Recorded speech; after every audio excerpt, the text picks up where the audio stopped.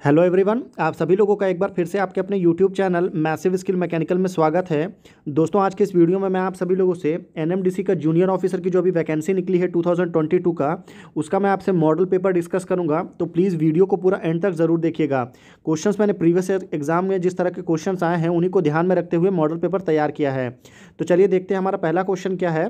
तो D-level turbine किस type का टर्बाइन है? आपका ऑप्शन है single rotor impulse turbine, multi rotor impulse turbine, या फिर रिएक्शन टर्बाइन, या फिर है आपका इम्पल्स रिएक्शन टर्बाइन। तो देखिए डी-लेवल टर्बाइन जो है वो किस तरह का होता है। तो ये आपका डी-लेवल टर्बाइन है, ये इसका रोटर है, रोटर यानी ये इसका शाफ्ट है और ये इसका रोटर है। यहाँ पे इसका अदर ब्लेड्स लगे हुए हैं। तो ये आपका रोटर यहाँ पर कितना है, तो यहाँ पर सिर्फ और सिर्फ एक रोटर है। तो मतलब क्या हुआ, सिंगल रोटर इम्पल्स टर्बाइन। तो ए आपका करेक्ट आंसर हो गया, डी-लेवल टर्बाइन। अगला क्वेश्चन देखते हैं। क्वेश्चन नंबर 2 है कि the heat transfer takes place according to the zeroth law of thermodynamics, first law of thermodynamics, second law of thermodynamics, या फिर आपका किरचॉफ्स लॉ। तो देखिए हीट ट्रांसफ़र जो है, हीट ट्रांसफ़र कौन से लॉ के अकॉर्डिंग होता है। तो देखिए हीट ट्रांसफ़र की जब कभी भी बात होती है तो बहुत से लोग हीट ट्रांसफ़र में और टेम्परेचर में कंफ्यूज हो जाते हैं। दरअसल हीट जो है वो अलग चीज़ है और टेम्परेचर अलग चीज़ है। जब कभी भी आपको टेम्परेचर से रिलेटेड क्वेश्चन दिया रहेगा तो आप जीरोथ लॉ ऑफ थर्मोडायनेमिक्स टिक करेंगे। पर जब कभी भी हीट के बारे में बात होगी तो हीट जो है वो बेसिकली आपका टेम्परेचर के डिफरेंस को कहते हैं। तो हीट ट्रांसफ़र जो है आपका वो सेकंड लॉ ऑफ थर्मोडायनेमिक्स पे डिपेंड करता है। तो ऑप्शन नंबर सी जो है वो करेक्ट आंसर होगा। अगला क्वेश्चन देखते हैं। देखिए उससे पहले देखते हैं तो आपका हीट ट्रांसफर में कौन कौन से 3 मेथड है। एक है आपका कंडक्शन, दूसरा है कन्वेक्शन, तीसरा है आपका रेडिएशन। जब कभी भी आपका कोई हीट करके आप कभी बर्नर से पानी, इसमें कैन में पानी गर्म करेंगे तो जो आपका मेटल का सरफेस है वो आपका कंडक्शन से हीट होगा, और आपका यहाँ पे जो अंदर पानी के वाटर पार्टिकल्स हैं वो आपका कन्वेक्शन के थ्रू हीट होगा, और आपका रेडिएशन के थ्रू जो होता है वो आपका सोर्स टू मीडियम के बीच में, ये मीडियम जो है वो आपका हीटअप नहीं होता है। अगला क्वेश्चन है हमारा, क्वेश्चन नंबर 3 है इलेक्ट्रोलक्स रेफ्रिजरेटर। इलेक्ट्रोलक्स रेफ्रिजरेटर में क्या होता है। ऑप्शन से आपका ammonia is absorbed in hydrogen, ammonia is absorbed in water, या फिर अमोनिया इवोपरेट्स इन हाइड्रोजन, या फिर हाइड्रोजन इवोपरेट्स इन अमोनिया। तो देखिए आपको पहले मैं बेसिक्स कुछ बता देता हूँ। अमोनिया का क्या होता है, तो अमोनिया होता है आपका NH3 और हाइड्रोजन होता है आपका H2। तो देखिए बेसिकली क्या होता है इलेक्ट्रोलक्स रेफ्रिजरेटर में, इसको क्या बोलते हैं, तो इसको 3 फ्लूइड रेफ्रिजरेशन सिस्टम भी बोलते हैं। तो इस क्वेश्चन का राइट आंसर क्या होगा आप मुझे नीचे कमेंट करके बताइए, ठीक है। तो हम अगले क्वेश्चन पे देखेंगे। अगला क्वेश्चन है कि 1 joule is equal to, 1 joule किसके इक्वल होता है। 0.1 newton metre, 1 newton metre, 10 newton metre, या फिर 100 न्यूटन मीटर। तो 1 जूल यानी कि 1 जे इज इक्वल टू कितना होता है, तो 1 जूल इज इक्वल टू होता है आपका 1 न्यूटन मीटर। तो बी आपका करेक्ट आंसर होगा। अगला क्वेश्चन देखते हैं हम। अगला क्वेश्चन है कि the value of a bulk modulus of a fluid is required to determine Reynold number, Froude number, Mach number, या फिर यूलर नंबर। तो देखिए जब कभी भी आप फ्लूइड मैकेनिक्स के बारे में पढ़ेंगे तो आपको इन सारे नंबर्स के बारे में ज़रूर आता है। तो आप ये जो 5 नंबर होते हैं, इन पाँचों नंबर को आप डेफिनेशन को आप ज़रूर देख लीजिएगा। इनके डेफिनेशन से रिलेटेड भी क्वेश्चन एग्जाम में एक आने के पूरे चांसेस रहते हैं। तो इस क्वेश्चन को देखते हैं। तो बल्क मॉडुलस के बारे में जब कभी भी बात होगी तो आप मैक नंबर टिक करेंगे। तो ऑप्शन नंबर सी जो है वो करेक्ट आंसर होगा। अभी मैक नंबर देखिए कैसा होता है। तो आपका एग्जाम में क्वेश्चन आता है कि मैक नंबर का एप्लीकेशन क्या है।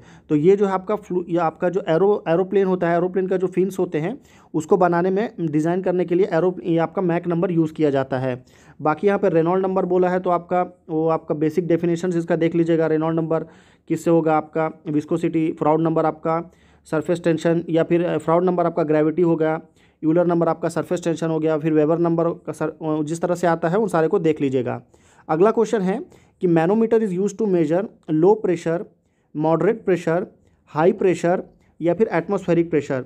तो देखिए मैनोमीटर, अभी मैनोमीटर कैसा होता है, तो देखिए ये आपका मैनोमीटर है, और मैनोमीटर से क्या मेजर करते हैं, तो मैनोमीटर से हम हमेशा हाई प्रेशर यानी कि जो एक्सेस प्रेशर होता है उसको मेज़र करते हैं। तो ऑप्शन नंबर सी जो है वो करेक्ट आंसर होगा।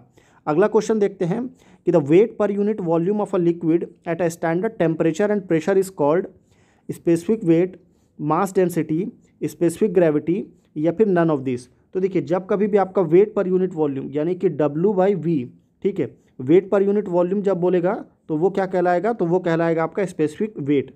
तो ए आपका करेक्ट आंसर होगा। अगला क्वेश्चन देखते हैं कि in order to eliminate knocking in compression ignition engine there should be short delay period, late auto ignition, low compression ratio या फिर high self ignition temperature of fuel. इसका डायग्राम देखते हैं आपका नॉकिंग का।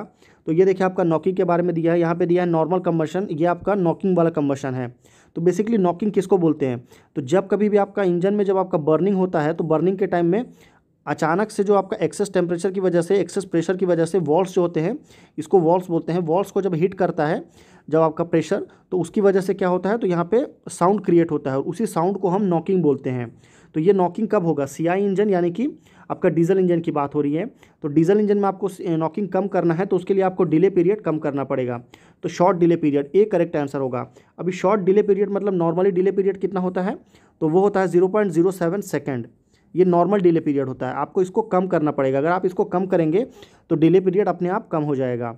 अब यहाँ पे कंप्रेशन रेशो की बात आई है, तो कंप्रेशन रेशो का डेफिनेशन आपको पता होना चाहिए, टोटल वॉल्यूम यानी कि V S plus V C, swept volume plus clearance volume बटे क्लियरेंस वॉल्यूम।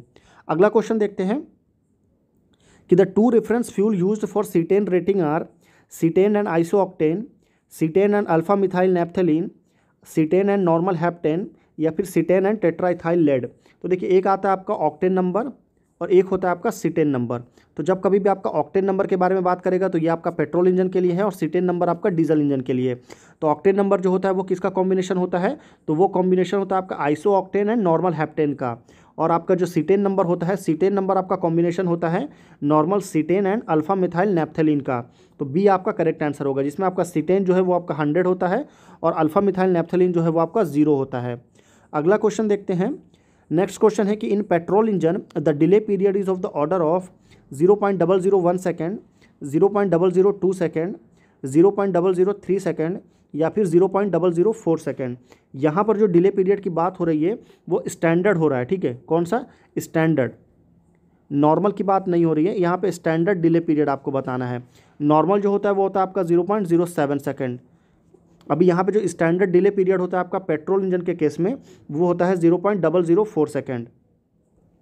अगला क्वेश्चन है हमारा, या इससे पहले आपको ग्राफ को देख लीजिए, जो आपका डिले पीरियड का जो ग्राफ है, इसमें जो ये ग्राफ है आपका, यहाँ पे आकर के आपका पीक प्रेशर क्रिएट होता है, उसके बाद ये जो है आपको प्रेशर डाउन हो जाता है। यहाँ पे फिजिकल डिले है, यहाँ पे केमिकल डिले है, यह आपका इग्निशन का टाइम है।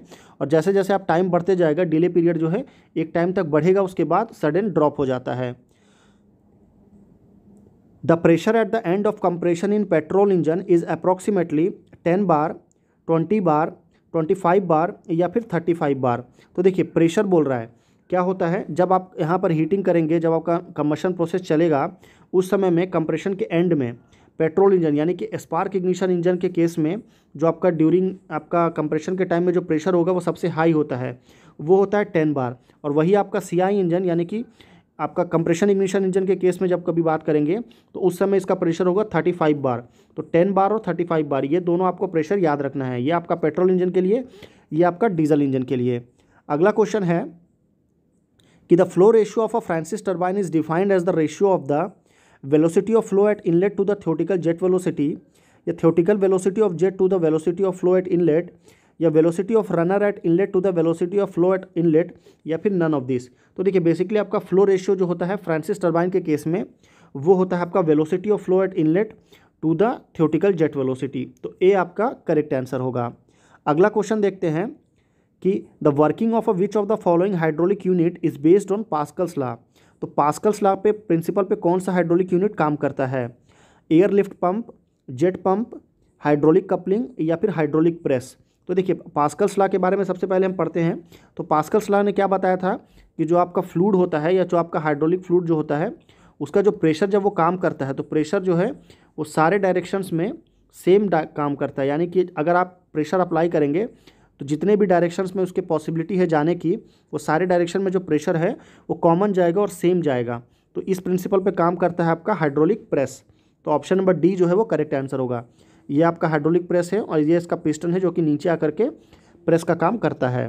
अगला क्वेश्चन है हमारा कि which of the following pump is generally use to pump highly viscous fluid, यानी कि बहुत ही ज़्यादा विस्कस फ्लूइड को लिफ्ट करने के लिए कौन सा पंप का यूज़ करते हैं, centrifugal pump, reciprocating pump, air lift pump या फिर स्क्रू पंप। तो देखिए सबसे पहले आपको ये पता होना चाहिए कि विस्कस फ्लूइड क्या होता है, highly viscous fluid. Highly viscous fluid में आपका क्या आता है, तो हाईली विस्कस फ्लूइड में आपका आएगा ग्रीस, ऑयल नहीं आएगा। ऑयल जिसकी विस्कोसिटी कम हो वो आपका हाईली विस्कस फ्लूइड में आता है।